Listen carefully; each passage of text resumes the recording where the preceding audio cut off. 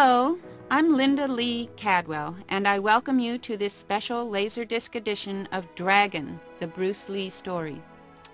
The film you're about to see is the story of a real human being, a struggling person, a loving person, with a great many levels to his character. When I first spoke to Rob Cohen, the director and co-writer of Dragon, about making a motion picture of my husband's life, I told him that I wanted people to know about Bruce Lee the man, not just the powerful martial artist, but also the loving husband and father, the philosopher and the teacher. Rob's creation is the story of that man. Even before Bruce Lee was a role model to millions of young people, he was a role model to his own children. Before he was a heroic image to people all over the world, he was a hero in our own lives. Dragon will give you insight into Bruce Lee, the man who became a hero. As you'll see from watching Dragon, Bruce had a tremendous energy. In fact, as a child he was called Mo Sitong, Chinese for never sit still. This energy fired the creative essence of his entire being. He had the remarkable capability of channeling this energy, focusing it, disciplining it to serve his goals. This high-intensity energy is also the essence of this film. Bruce could be funny and light-hearted. I've never laughed so much in my life as I did when I was with him. And he could be tender and kind. He had so much to give in his life, and he gave it all. A life need not be measured in numbers of years, but by the contributions of the individual. By this measure, Bruce was a sage. St. Augustine once said, "The key to immortality is first living a life worth remembering." There was also a much deeper side to Bruce's personality that Dragon tells especially well, and that is his philosophical side.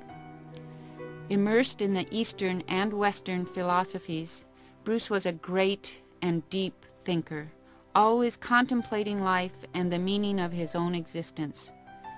Through study and intuition, he had an inner awareness of his own potential, and he strove constantly to fulfill it. He was a student, a teacher, and an artist. To him, the discipline of martial arts was not just a means to fight better, it was a way to live better through the perfection of his mind and body. By increasing his powers of awareness through self-knowledge, Bruce was constantly fine-tuning his inner perceptions and their relationship to things going on around him. Through his own process of self-evaluation, he evolved his own way of martial arts, which he called Jeet Kune Do. When he was offered the chance to make films, Bruce saw an opportunity to show his beloved Chinese culture and his special art to millions, and as usual, he focused all of his energy on it. Here was a chance to communicate to people how he felt about the martial arts, and to show his way of living it, and to show the world the unique power and beauty of Asian culture. The world of the motion picture became the best classroom for the teachings of the little dragon, Lei Xiulong.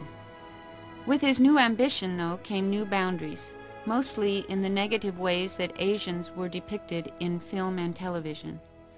Bruce wasn't a person who recognized barriers of any sort, either in filmmaking or martial arts. He wouldn't be a party to the stereotypes of the time. In tearing down the barriers of fear and prejudice that were so firmly entrenched in Western filmmaking, Bruce opened the door for people of all races, cultures, and disabilities to fulfill their potentials. Bruce's work crossed the boundaries of film and martial arts and showed people in all walks of life that they could realize their dreams. If somebody told Bruce he couldn't do something, he would not accept it without exploring and examining it.